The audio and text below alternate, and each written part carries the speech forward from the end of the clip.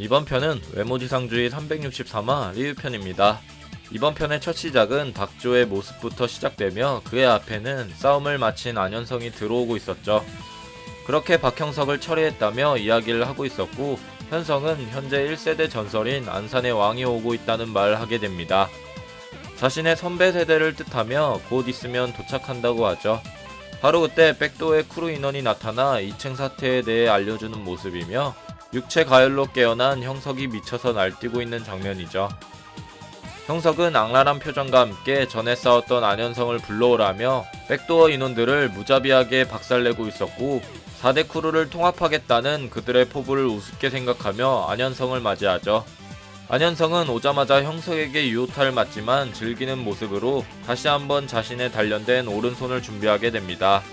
그런 모습의 형석은 어떻게 가지고 놀지라는 생각으로 자신의 벨트를 무기로 쓰죠. 한편 시각은 윤제이 사이드로 전환되었으며 그는 실장과 전화를 하며 이를 보고 있었지만 그 전화는 이진성에게 인질로 잡힌 실장의 전화였고 그들은 마주치게 됩니다. 이어서 윤제이는 최창훈을 찾는 진성에게 패배를 한 후에 다시 찾는 거냐며 도발을 하는 모습이고, 진성은 진 게 아니라며 중얼거린 뒤 바로 윤제이에게 스트레이트를 적중시키려고 하죠. 하지만 윤제이는 과거 응구 탱구와 싸울 때 몸이 유연해서 상성 차이가 났었고, 그의 몸은 엄청난 유연성으로 괴기하게 꺾이는 기계 체조를 사용하고 있습니다.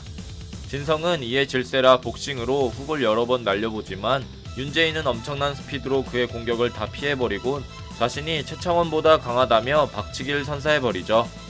최창원이 야비하게 싸운다면 윤제이는 기계 체조로 인한 순수한 힘이었죠. 그렇게 또 당해버린 이진성은 쓰러지면서도 중얼거리게 됐고, 전에 자신이 기억했던 빛을 생각하며 다시 한번 육체 가열을 떠올리게 됩니다.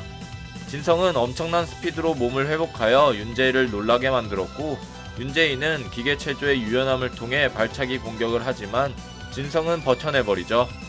과거 진성은 종건이 성룡한과 싸웠을 때 그도 역시 인정했던 사나이였습니다. 이후 자기 혐오로 재탄생하게 된 진성은 윤제이의 발목을 물어뜯으며 고밀착 클런치로 윤제이의 리듬을 무너뜨렸고, 이어서 길을 깨물어 탈출 못하게 하여 자동차 보닛에 내려 찍어버리죠. 자동차에 찍혀버린 윤제이는 몸이 끼어 나올 수 없는 상황이 되자 진성은 이때다 싶어 그를 자동차와 함께 박살내버리게 됩니다. 그렇게 최창훈보다 강한 윤제이를 이긴 것에 대해 자신은 안 진 거라고 중얼거리죠.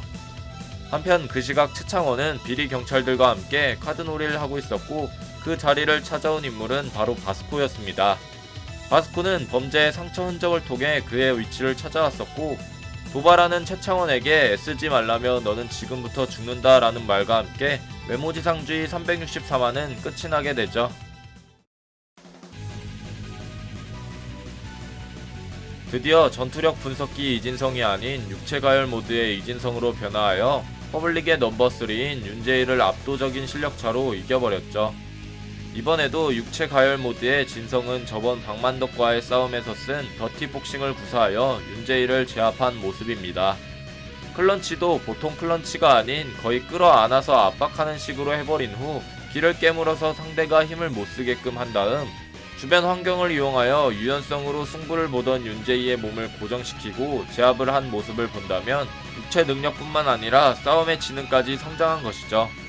심지어 노말 모드 상태에서 이진성이 공격을 맞을 땐 다른 인물보다 맷집이 좀 약한 듯한 모습을 많이 보여줬지만, 육체 가열을 할 때는 맷집 또한 단단해지고 치명타 공격들을 의외로 잘 맞는 모습입니다.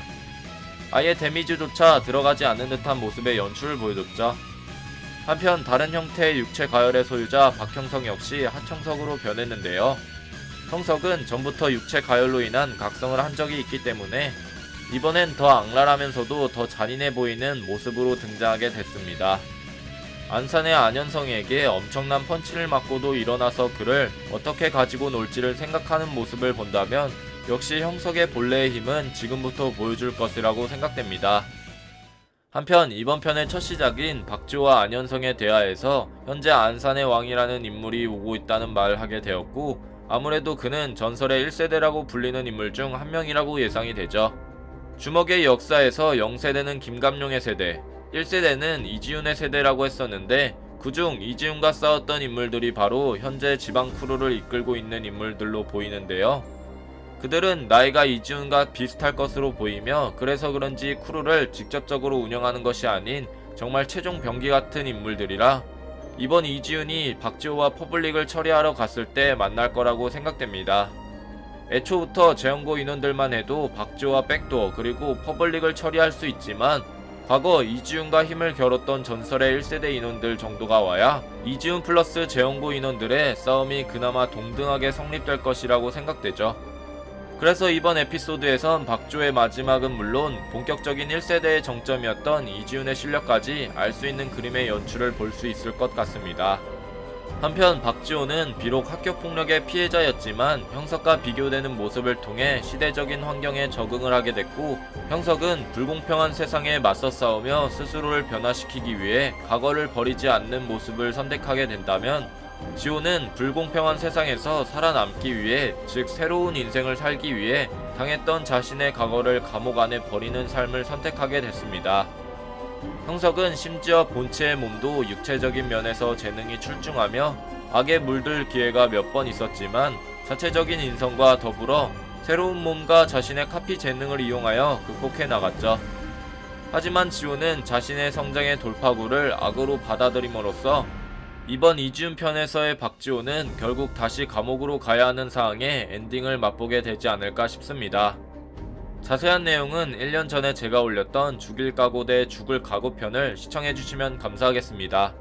자, 여러분들의 생각은 어떠신가요? 여러분들의 생각을 댓글로 적어주시길 바랍니다. 이상 음도의 영상을 시청해주셔서 감사합니다.